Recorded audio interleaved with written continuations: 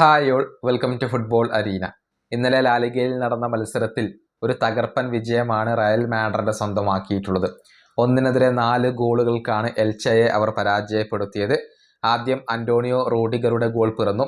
പിന്നീട് Fede Valverde മറ്റൊരു തകർപ്പൻ ഗോൾ കണ്ടെത്തി. 66-ാമത്തെ മിനിറ്റിൽ ഡീൻ ഹുയ്സന്റെ ഒരു ഹെഡർ ഗോൾ പിറന്നു.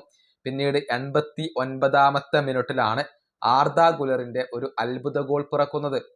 അതായത് സ്വന്തം ഹാഫിൽ നിന്നും ഒരു കിടിലൻ ഷോട്ട് ആർദ ഗുലർ എടുക്കുകയായിരുന്നു.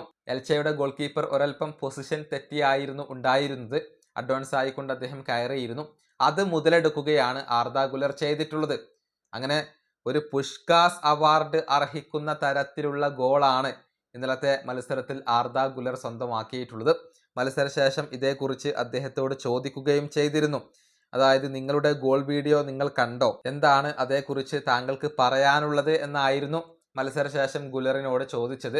താൻ വളരെയധികം ഹാപ്പിയാണ് എന്നാണ് ഗുലർ പറഞ്ഞിട്ടുള്ളത്. അദ്ദേഹത്തിൻ്റെ വാക്കുകൾ ഇങ്ങനെയാണ്: ഗോൾ കീപ്പറെ ഞാൻ നോക്കിയപ്പോൾ അദ്ദേഹം ശരിയായ പൊസിഷനിൽ ആയിരുന്നില്ല.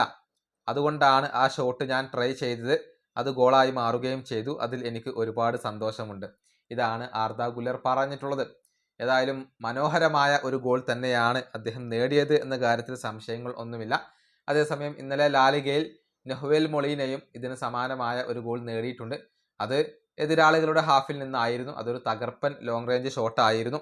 അങ്ങനെ പുഷ്കാസ് അവാർഡ് അർഹിക്കുന്ന 2 ഗോളുകളാണ് ഇന്നലെ മാത്രമായി കൊണ്ട് പിറന്നിട്ടുള്ളത്.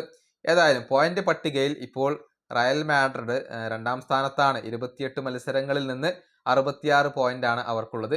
27 മത്സരങ്ങളിൽ നിന്ന് 67 പോയിന്റുള്ള FC ബാഴ്സലോണയാണ് ഇപ്പോൾ 1ാം സ്ഥാനത്ത് വരുന്നത്. ഈ വീഡിയോയുടെ അവസാനിപ്പിക്കുന്നു. അടുത്തൊരു വീഡിയോയിൽ കാണാം.